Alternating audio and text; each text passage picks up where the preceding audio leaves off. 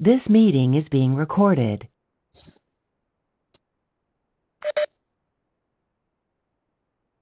మొన్న యాక్చువల్గా BSA act అని చెప్పుకున్నాం, ఐడియా ఉందా? అవునవును.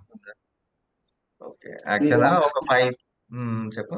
బ్యాంక్స్ అన్ని ఆ, అంటే మనం ఇప్పుడు 40 పాయింట్స్ లోనే బ్యాంక్స్ అన్ని ఇప్పుడు ఈ పాయింట్ ని బట్టే వస్తాయి. అంటే ఈ మెయిన్ గా ఏంటంటే వీళ్ళు దీంట్లో ఉన్న యాక్ట్స్, ఇది పబ్లిష్ చేసిన రూల్స్ అండ్ రెగ్యులేషన్ బట్టే ఏ బ్యాంక్ అయినా ఫాలో అవ్వాలన్నమాట. అప్పుడే టు సమ్ ఎక్స్టెంట్ మనం ఈ ఎంఎల్, ఎఫ్టీ రిస్క్ కంట్రోల్ చేయొచ్చు అనమాట. సో కొంచెం వేరే దగ్గర నుంచి నేను ఇన్ఫర్మేషన్ గ్యాదర్ చేసిన, ఇట్లా పిక్చర్స్ పెట్టిన. సో బేసిక్ గా 5 పిల్లర్స్ ఆఫ్ బిఎస్ఏ యాక్ట్, అది ఏందో ఒకసారి చదువు. So pillar 1 internal controls. ఇవేంటంటే చదివి పాయింట్ టు పాయింట్ చూసుకుందాం, అప్పుడు కొంచెం ఎక్కువ ఐడియా వస్తుంది.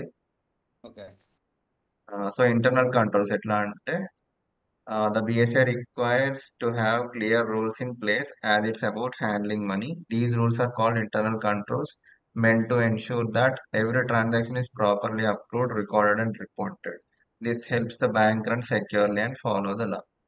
అంటే ఇవన్నీ సెల్ఫ్ రీడింగే, బట్ స్టిల్ ఒకసారి స్పెండ్ చేస్తే మనకు కొంచెం ఐడియా వస్తుంది అని అంతే. సో బేసిక్ ఏం చెప్తున్నారు, ఎవ్రీ ట్రాన్సాక్షన్ ప్రాపర్ గా అప్రూవ్ చేయాలి. అంటే మనకు ఒక ఆబ్వియస్లీ బ్యాంక్స్ కి వచ్చి మనకు చాలా ట్రాన్సాక్షన్ చేస్తారు, ఎన్ఈఎఫ్టి, ఆర్టీజీఎస్ అట్లా.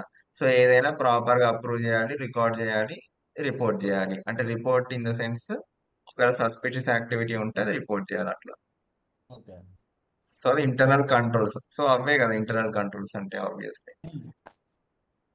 So banks set up these controls during the start of their BSA program and review them regularly. So A bank అయినా ఇనిషియల్ స్టార్ట్ అయినప్పుడు ఈ బిఎస్ఏ ప్రోగ్రామ్స్ ఇంప్లిమెంట్ చేయాలి, రెగ్యులర్ వాటిని రివ్యూ చేస్తూ ఉండాలి. Okay. Internal controls can also include background checks on employees, reviewing transactions internally, and ways to assess risk. So obviously internal controls ఏం చేస్తాం అంటే ఎంప్లాయీస్ కూడా కరెక్ట్ గా వర్క్ చేస్తున్నారా లేదా, ట్రాన్సాక్షన్స్ రివ్యూ చేయాలి. So at the same time risk assess చేస్తూ ఉండాలి. So while these might seem like everyday business practices, banks need stronger controls because they face a higher risk of money laundering.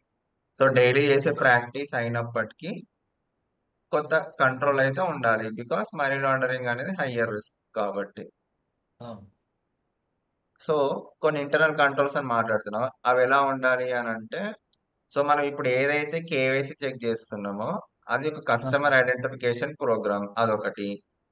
And మనకు system లో suspicious activity అంటే ఒకవేళ unusual activity జరిగినప్పుడు ఇట్లా transaction monitoring వాళ్ళకి triggers వస్తాయి కదా. So అది ఏంటంటే ఇది ట్రాన్సాక్షన్ మానిటరింగ్ సిస్టమ్. అంటే ఆ ఏఎంఎల్ ప్రోగ్రామ్ ఏదైతే ఉందో దాని ఒక ట్రాన్సాక్షన్ మానిటరింగ్ సిస్టమ్ అని అంటారు. సో ఇట్లాంటి ఇంటర్నల్ కంట్రోల్స్ ఉండాలి, అదే చెప్తుంది ఇంటర్నల్ కంట్రోల్స్. ఇంకోటి ఎఫెక్టివ్ కంప్లైంట్స్ కల్చర్.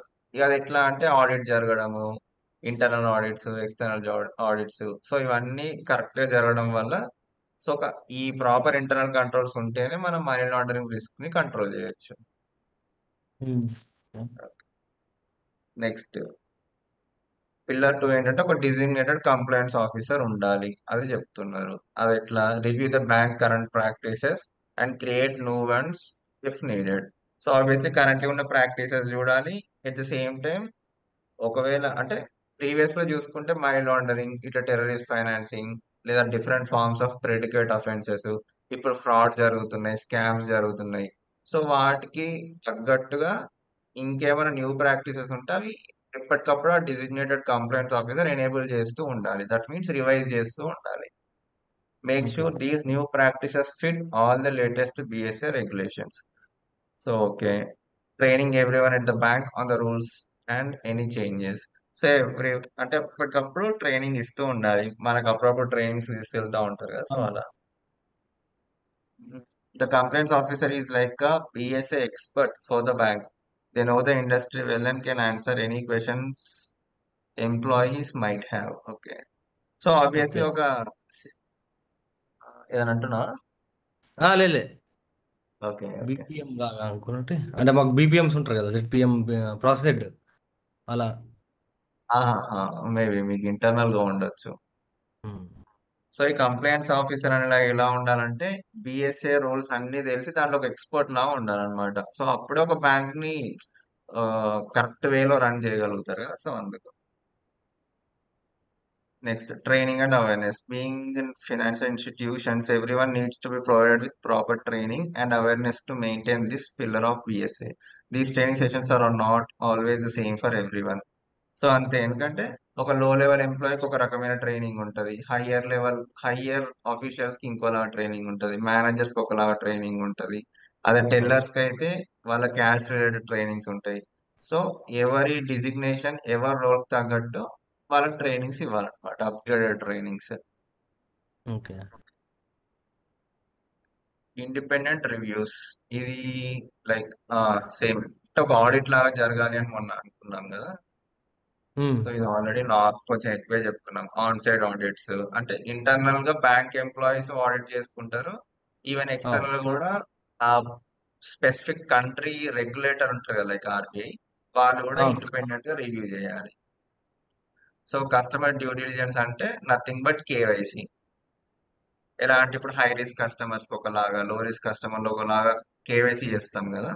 సో అట్లా identifying customers, bank gather and evaluate information to verify who they're అంటే ఓకే. సో ఎప్పుడైనా అకౌంట్ ఓపెన్ చేసినప్పుడు ఎవరు ఏంటి అని తెలుసుకోవడమే ప్రైమ్ ఇంపార్టెన్స్ కాబట్టి, లైక్ పాస్పోర్ట్, యూటిలిటీ బిల్ చూడడం, డ్రైవింగ్ లైసెన్స్ అంటే ఐడెంటిటీ ప్రూఫ్, అడ్రస్ ప్రూఫ్ అనేది క్లియర్ గా కలెక్ట్ చేసుకోవాలి. వాళ్ళ బిజినెస్ వాళ్ళకైతే వాళ్ళ బిజినెస్ ఏంటి, వాళ్ళ పర్పస్ ఆఫ్ అకౌంట్ ఓపెనింగ్ ఏంటి, వాళ్ళు ఏమైనా ఇల్లీగల్ బిజినెస్ ఏమైనా సెటప్ చేయాలని ట్రై చేస్తున్నారా, ఇట్లా బిజినెస్ అర్థం చేసుకోవాలన్నమాట. Next monitoring of transaction. So automatic ఏదైనా అన్యూజువల్ యాక్టివిటీ జరిగినప్పుడు సస్పిషియస్ యాక్టివిటీ రిపోర్ట్ అనేది ఫైల్ చేయాలి. So okay. సో ఇది ఓవరాల్ గా బిఎస్ఏ 5 పిల్లర్స్. సో అడిషనల్ గా అంటే ఇవి మేజర్ ప్రైమరీ ఫ్యాక్టర్స్ అన్నమాట బిఎస్ఏ యాక్ట్ లో. సో అపార్ట్ ఫ్రమ్ ఈ 5 పాలసీస్ అండ్ ఫ్యాక్టర్స్ ఇంకా వేరే కూడా ఇట్లా రాశాను, అవి కూడా చదివితే సరిపోతుంది. నేను ఆ రోజు కొంచెం కరెక్ట్ గా చెప్పుకోలేదు, ఈ పిక్చర్స్ నాకు దొరకలే అన్నమాట. ఓకే. బేసిక్ గా బిఎస్ఏ యాక్ట్ అడిగినా కూడా 5 పిల్లర్స్ అని కూడా అడుగుతారు అనమాట. అచ్చా. ఓకే. అంటే అది మ్యాండేటరీ కాదు. ఒకసారి సెకండ్ ఏందన్నా, ఒకసారి సెకండ్ చెప్పు. అది ప్యాట్రియట్ యాక్ట్ బిఎస్ఏలో సెకండ్ పాయింట్ ఏందన్నారు? బ్యాంక్ రూల్స్, బ్యాంక్ రూల్స్ చూద్దాం. ఫస్ట్ డిజిగ్నేటెడ్ కంప్లైంట్స్ ఆఫీసర్ అంటే దీనికి ఓకే ఓకే ఓకే అంతే అది. ఓకే ఓకే, ఏం క్లియరా? ఓకే. ప్యాట్రియట్ యాక్ట్ కూడా చెప్తాను. యాక్చువల్ ఆ రోజు ఈ వెబ్సైట్ ఉందని నాకు గుర్తు రాలేదు సరిగ్గా, లేకపోతే ఆ రోజే ఇది చెప్పేస్తుండే.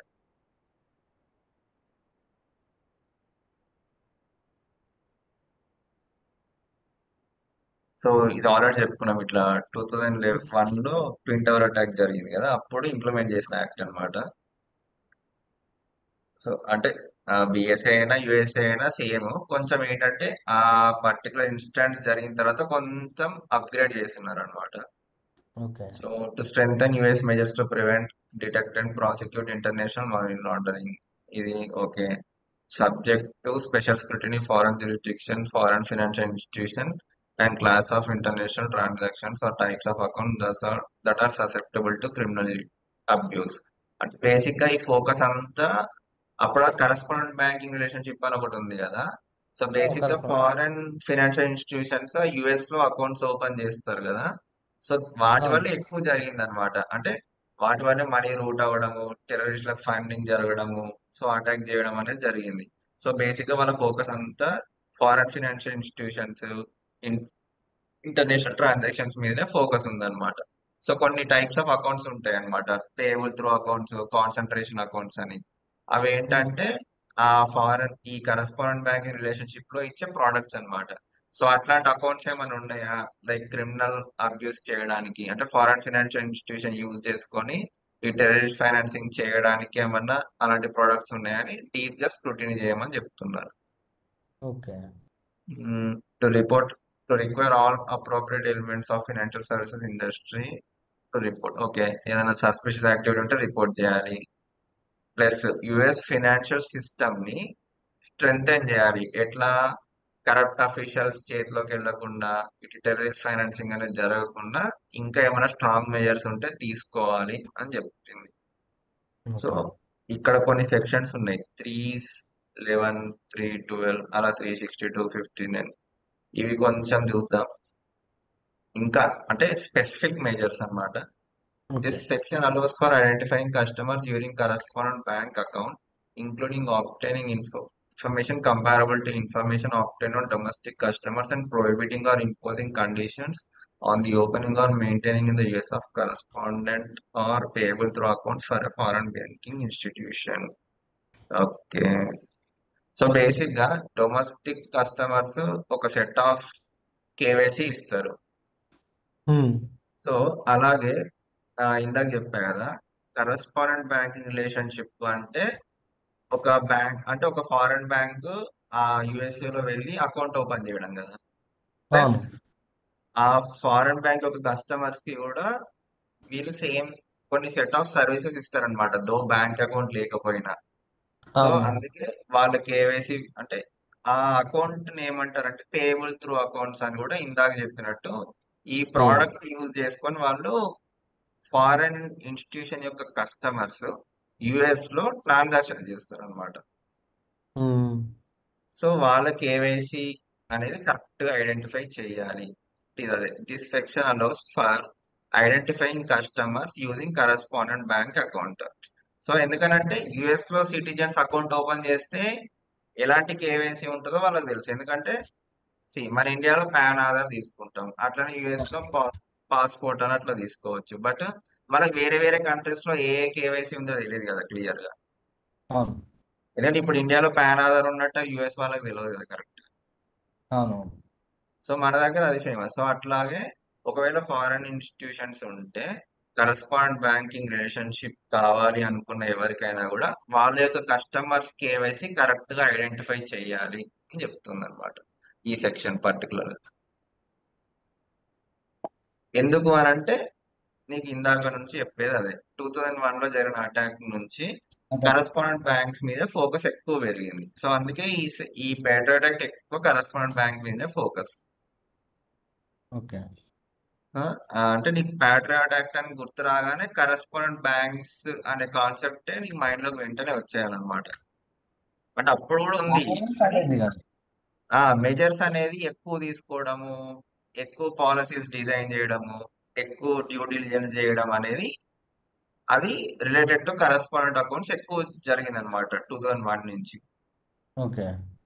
Okay, next section 312. This section amends the BSA by imposing due diligence and EDD requirements on US institutions that maintain correspondent bank for foreign financial institution or private. అప్పటి నుంచి BSAనే ఇంకా ఇంప్రూవ్ చేశారు, కొన్ని అమెండ్మెంట్ చేశారు. ఎట్లా? ఎక్స్ట్రా డ్యూ డిలిజెన్స్ చేయాలి వేటి మీద, సేమ్ మళ్ళీ ఎవరైతే ఆ foreign financial institutions correspondent banks account maintain చేస్తున్నారో వాళ్ళ మీద ఎక్కువ డ్యూ డిలిజెన్స్ చేయాలి అని చెప్తుంది. ఓకే. ఎందుకంటే వీళ్ళందరూ నాన్ యుఎస్ పర్సన్స్ అన్నట్టే కదా, బయట వాళ్ళు కదా ఓపెన్ చేసేది. అవును. Next prevent foreign shell banks. ఇది ఏంటంటే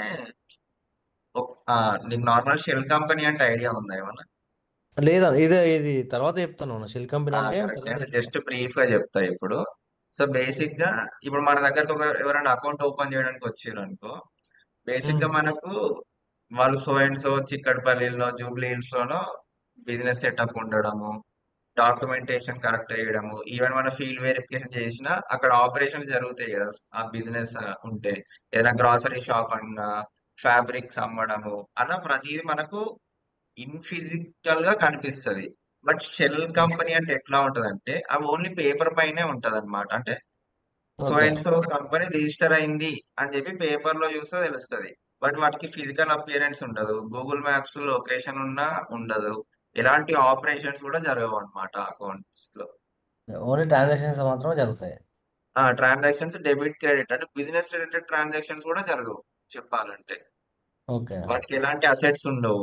అంటే ఇప్పుడు ఫిజికల్ అపియరెన్స్ ఏ ఉండదంటే అసెట్స్ కూడా ఉండవు కదా. ఒక హౌస్ అనో, రెంట్ అనో, ఇన్ఫ్రాస్ట్రక్చర్, కంప్యూటర్ సిస్టమ్స్ ఇట్లా ఏమి ఉండవు అన్నమాట. సో అదే షెల్ కంపెనీ అంటారు. So okay.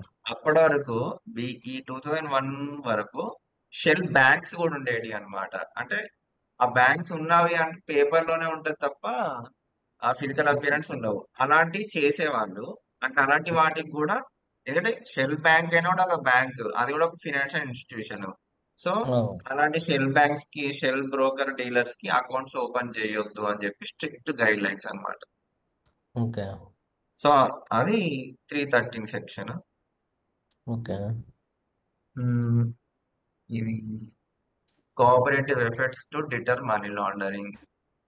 సో ఓకే, కొంచెం ఎక్స్ట్రా ఇంప్రూవ్మెంట్ చేస్తున్నారు, అది అవసరం లేదు, సేమ్ ఒకటే ఉంటుంది.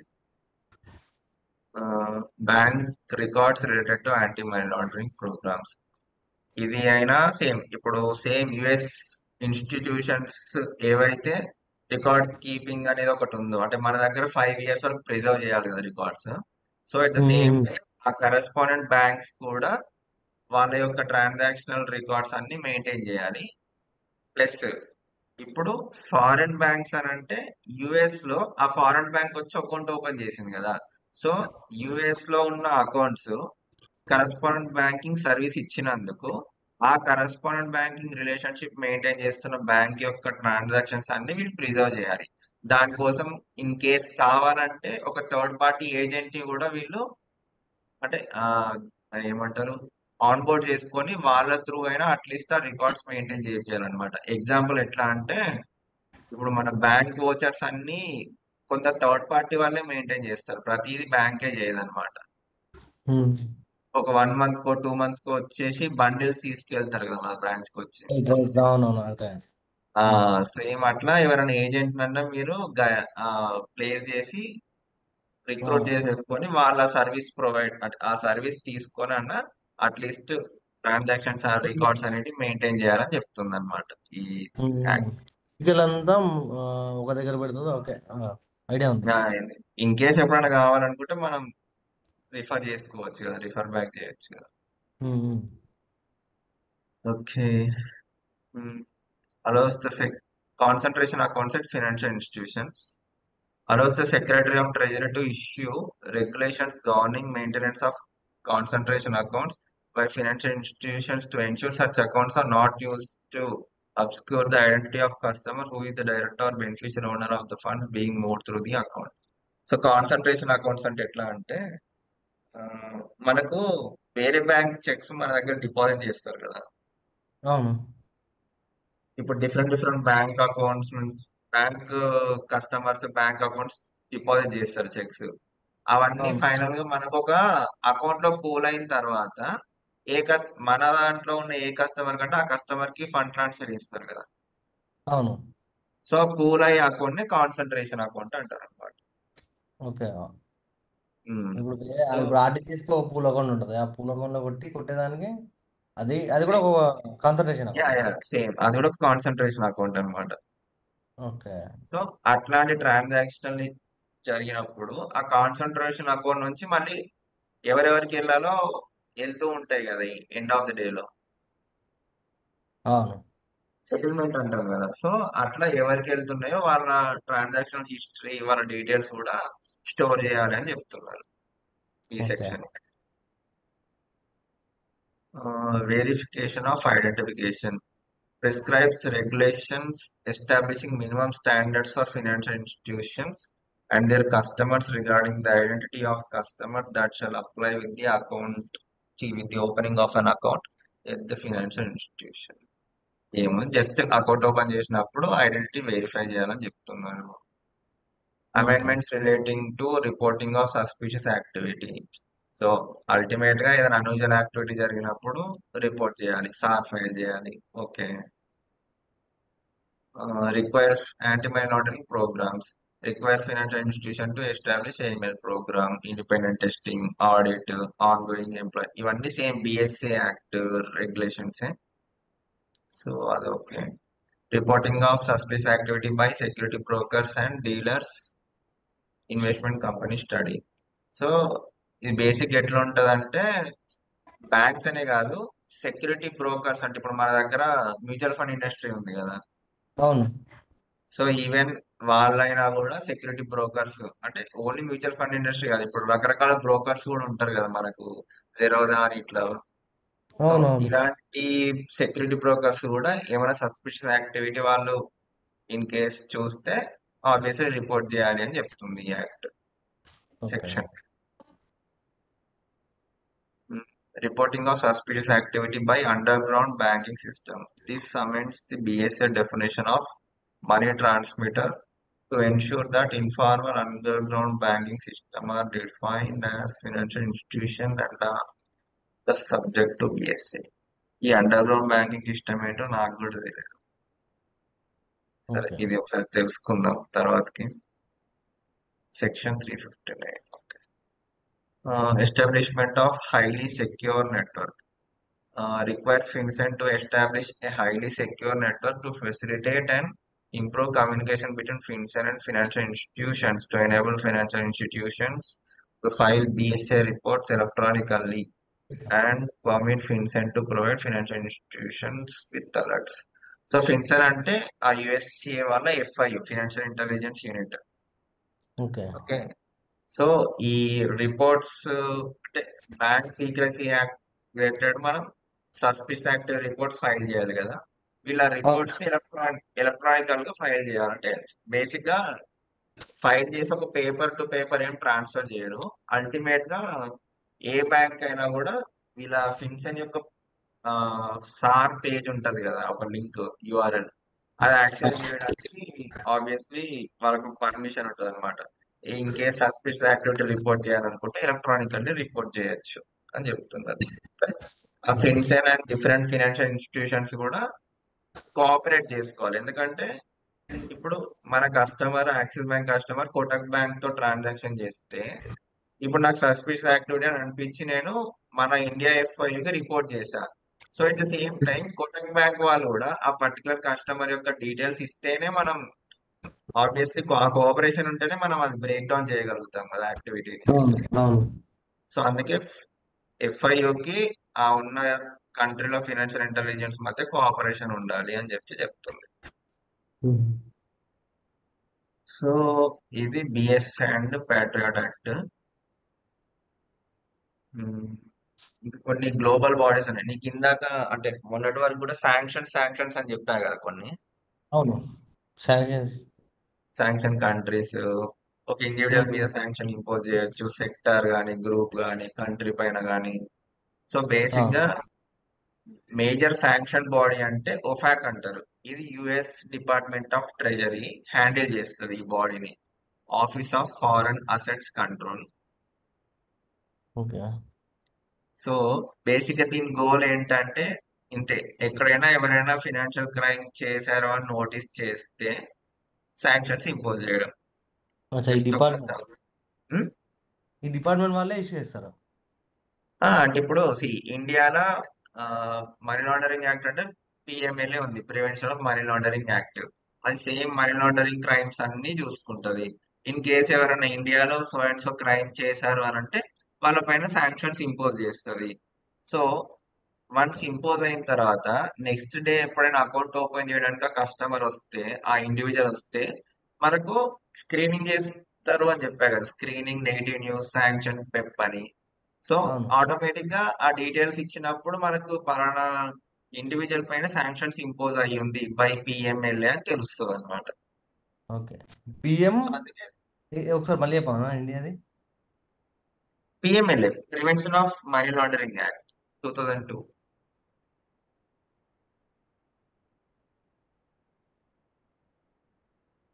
ఓకే ఓకేనా? Okay okay. సో జస్ట్ ఒకసారి చదువుదాం. The office of foreign assets control of the US department of the treasury administers and enforces economic and trade sanctions based on US foreign policy. So under self-reading US foreign and national security goals against targeted foreign countries and regimes, terrorists, international narcotic traffickers, those engaged in activities related to proliferation of weapons of mass destruction or other threats to national security, foreign policy or economy of the United States. So ఎవరైనా individual ఏదైనా entity అయి ఉండొచ్చు. In case వాళ్ళు ఇట్లా narcotic trafficking కానీ terrorist financing కానీ అలాంటి activities ఏదైనా చేసినా లేదా proliferation of weapons of mass destruction ఏదైనా ఇవి చేయడం వల్ల నేషనల్ సెక్యూరిటీ అనేది లాస్ అవుతుంది. సో వీళ్ళ ఎకానమీ అనేది డిస్ట్రాక్ట్ అవుతుంది. సో అట్లా రిలేటెడ్ టు ఏదైనా ఒక పర్టికులర్ యాక్టివిటీ ఎవరైనా చేస్తే వాళ్ళపైన శాంక్షన్స్ ఇంపోజ్ చేయడం అనేది ఈ primary goal office of foreign assets control, OFAC అని అంటారు. ఒఫాక్ అంటే తెలుసా అని అడుగుతారు అనమాట ఇంటర్వ్యూలో. ఓకే. సో అండర్ ఒఫాక్ చాలా శాంక్షన్ ప్రోగ్రామ్స్ ఉంటాయి. లైక్ ఎట్లా అంటే ఇప్పుడు ఇరాన్ అనే కంట్రీ ఉంది. ఆ ఇరాన్ లో సో అండ్ సో ఇండివిజువల్స్ మీద సో అండ్ సో సెక్టర్స్ మీద వాళ్ళు శాంక్షన్స్ ఇంపోజ్ చేస్తారు. సో అలా Iran sanction, north Korea sanction, Cuba sanctions, Russia related sanctions. Russia మొన్న వార్ జరిగింది కదా, సో దాని రిలేటెడ్ ఎట్లా అంటే some 380 390 sanctions, different types of sanctions impose చేశారనమాట రష్యా పైన. ఎట్లా ఓకే. అది ఎట్లా ఉంటది అంటే మన pharma sector, so and so manufacturing company అయి ఉండొచ్చు. సో అట్లా డిఫరెంట్ డిఫరెంట్ ప్రోగ్రామ్స్ ఉంటాయి అన్నమాట. సో అలా 370 వెరైటీ ఆఫ్ శాంక్షన్స్ రష్యా పైన ఇంపోజ్ చేశారు ఆ టైంలో. ఆహా. సో అట్లా డిఫరెంట్ శాంక్షన్ ప్రోగ్రామ్స్ ఇది చూసుకుంటది అనమాట. సేమ్ నెక్స్ట్ ఇంకొకటి ఏంటంటే ఒఫాక్ అనేది ఒకటి ఎస్డిఎన్ లిస్ట్ అని మెయింటైన్ చేస్తుంది. ఇది కూడా ఇంటర్వ్యూలో అడుగుతారు. అంటే ఒఫాక్ గురించి చెప్పినప్పుడు మనం ఇది కూడా చెప్పాలన్నమాట. ఒఫాక్ ఆల్సో మెయింటైన్స్ ఆ స్పెసిఫిక్ ఎస్డిఎన్ లిస్ట్ అని. ఎస్డిఎన్ అంటే specially designated national list. So ఈ లిస్ట్ ఏంటంటే ఈ లిస్ట్ లో అంటే ఎవరెవరు ఉండొచ్చు అని అంటే like individuals, groups, entities such as terrorist, narcotic traffickers. అంటే సేమ్ ఎవరైనా ఇలాంటి క్రైమ్స్ చేస్తారో వాళ్ళ లిస్ట్ అంతా ఉంటది అనమాట. అది ఒక ఇండివిజువల్ ఉండొచ్చు, ఒక గ్రూప్ ఉండొచ్చు, ఒక సెక్టార్, ఒక ఎంటిటీ. ఎందుకంటే గ్రూప్స్ ఇన్ ద సెన్స్ ఇట్లా అల్ఖైదా అని ఇట్లా గ్రూప్స్ ఉంటాయి కదా, సో అవును. అలాంటి. సో ఆ గ్రూప్ నేమ్స్ అన్ని ఒఫాక్ ఎస్డిఎన్ లిస్ట్ లో ఉంటాయి అనమాట. సో అల్టిమేట్ గా వీళ్ళ అసెట్స్ బ్లాక్ అవడము అలా చేసేస్తారు ఆబ్వియస్లీ. అంటే వన్స్ మనీ లాండరింగ్ క్రైమ్ ఏదైనా ఫినాన్షియల్ క్రైమ్ ప్రూవ్ అయిందనంటే ఆబ్వియస్లీ గవర్నమెంట్ ఆ పర్టికులర్ ఇండివిజువల్ కానీ ఎంటిటీస్ కానీ అసెట్స్ బ్లాక్ చేస్తారు. మనకి న్యూస్ లో కూడా వస్తుంది కదా, అవును. Enforcement directorate has frozen so and so assets of this particular individual అని, ఏదో ఒక కంపెనీ గురించి కానీ అట్లా ఉంటాయి కదా. సో అలా అన్నమాట. సో ఇది specially designated national list. So అందుకే ఎస్డిఎన్. సో ఇంకొకటి నాన్ ఎస్డిఎన్ లిస్ట్ ఉంటది అనమాట. సో ఆ నాన్ ఎస్డిఎన్ లిస్ట్ లో ఈ ఎస్డిఎన్ లిస్ట్ ఆటోమేటిక్ ఉంటది. ఇది కాకుండా ఇంకేముంటాయంటే ఇంకా గ్లోబల్లీ ఇంకెక్కడెక్కడ ఎలాంటి శాంక్షన్స్ జరుగుతుందో అక్కడ ఆ నాన్ ఎస్డిఎన్ లిస్ట్ లో మొత్తం ఉంటది అనమాట. అర్థమైందా? అర్థమైందా? ఎస్డిఎన్ ఏమో స్పెసిఫిక్ గా ఇట్లా ఇండివిజువల్స్, గ్రూప్స్ అట్లా టెర్రరిస్ట్ యాక్టివిటీస్ చేసిన వాళ్ళ ఎంటిటీస్ గురించి ఉంటది. నాన్ ఎస్డిఎన్ లిస్ట్ అంటే ఇంకా గ్లోబల్లీ ఎక్కడెక్కడ ఏ ఫైనాన్షియల్ క్రైమ్ జరిగినా న్యూస్ మొత్తం అంటే దాని రిలేటెడ్ లిస్ట్ మొత్తం నాన్ ఎస్డిఎన్ లిస్ట్ అంటారు అనమాట. ఓకే. నార్మల్లీ ఒకటి పీడిఎఫ్.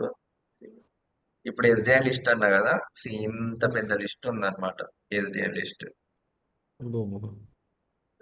ఇవన్నీ అంటే మనకు నార్మల్ స్క్రీనింగ్ చేసినప్పుడు ఇవన్నీ ఇన్ కేస్ ఏదైనా మ్యాచ్ ఉంటే బయట పడిపోతుంది. ఇది చూడు 3G లాజిస్టిక్ ఏదో country, Turkey country, have you like Hima limited, దాని అడ్రస్, అది ఏ country, subjected to secondary sanctions. So అంటే డిఫరెంట్ శాంక్షన్స్ ప్రోగ్రామ్ కింద దీన్ని శాంక్షన్ చేశారు. 3K group limited, so and so address, Hong లో ఇది, దాని business registration number.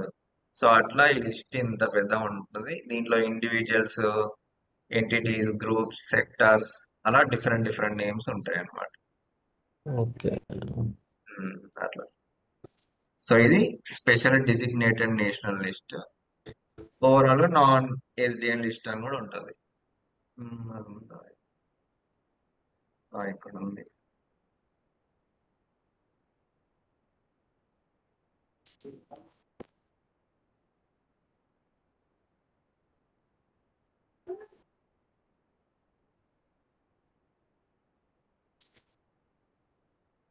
In order to make it easier to comply with OFAC sanction regulation, the office is now offering all of its non-SDN sanction list in a consolidated set of data files. The consolidated sanction list అంటే ఈ name తోటి non SDN list ఉంది. Okay These consolidated files comply with all OFAC existing data standards. అంటే OFAC apply చేసిన rules and regulations ని ఈ consulted sanction list follow అవుతుంది కదా. అంటే ఎవరిని ఇంపోజ్ చేయాలి, ఎవరిపైన ఇంపోజ్ చేయొద్దు, ఎలాంటి ఫినాన్షియల్ క్రైమ్ చేస్తే ఇంపోజ్ చేయాలి, అలా దానికి పర్టికులర్ గా దాని రూల్స్ అండ్ రెగ్యులేషన్స్ అప్లై చేస్తే ఈ లిస్ట్ అనేది ప్రిపేర్ అవుతుంది అనమాట. In the okay future if OFAC creates a new non-SDN style list, the office will add the new data associated with that list to these consolidated files if appropriate. In case ఏదైనా future లో కూడా non SDN list అనేది wholesale గా update చేయాలనుకుంటే ఇప్పుడున్న existing sanction list తో పాటు ఆ మిగతా డేటా కూడా యాడ్ చేస్తారు అనమాట. Okay next, while the consolidated sanction list data files are not part of OFAC's list of SDN, the recording these consolidated files may also appear in the SDN list. So obviously SDN list లో ఈ non SDN list కూడా automatic గా మనకు కనిపిస్తుంది. అంటే ఈ ఇక్కడ ఉంది కదా ఈ ఎస్డిఎన్ లిస్ట్, దీనిలో నాన్ ఎస్డిఎన్ లిస్ట్ కూడా ఆటోమేటిక్ ఉంటది అనమాట. ఓకే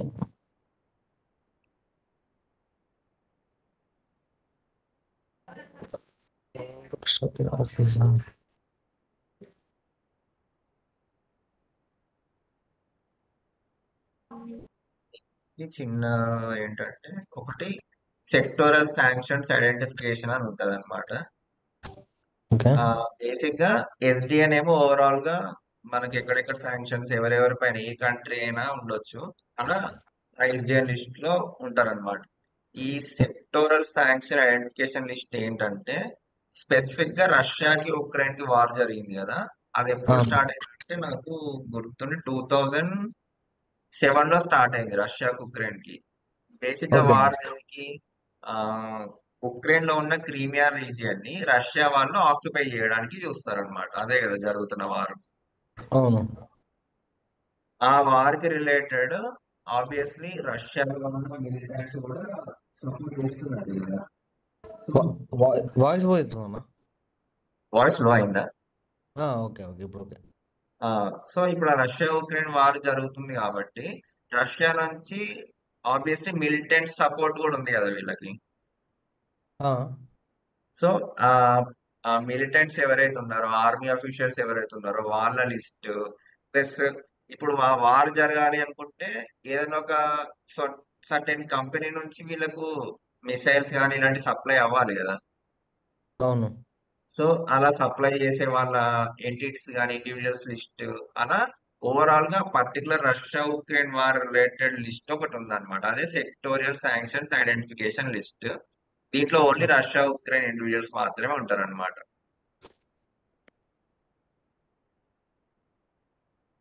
సో అట్లా ఆబ్వియస్లీ ఎంత ఏదో పేరు ఉంది, మాస్కో, అన్ని వీళ్ళదే ఉంటది అనమాట. Only Russia and Ukraine related individuals నేమ్సే ఉంటాయి ఇందులో. ఏదో బ్యాంక్ పేరు కూడా ఉంది, ఎస్ఎఫ్బి ఏదో పైన. మేబీ అంటే ఆ బ్యాంక్ త్రూ ట్రాన్సాక్షన్ జరిగితే అదొకటి. State cooperation bank for development of foreign economic అట్లా.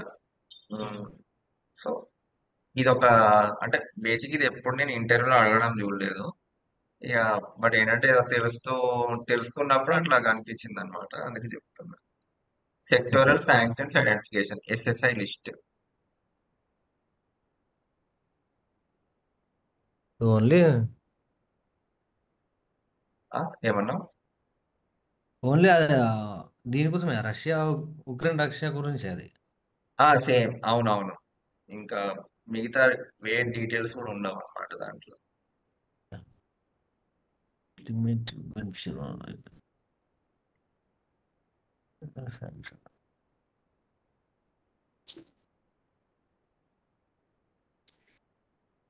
సో ఇట్లా చూస్తేనే అట్లీస్ట్ గుర్తొస్తుంది కదా, అందుకని ఇట్లా రాస్తున్నాను. ఇంకో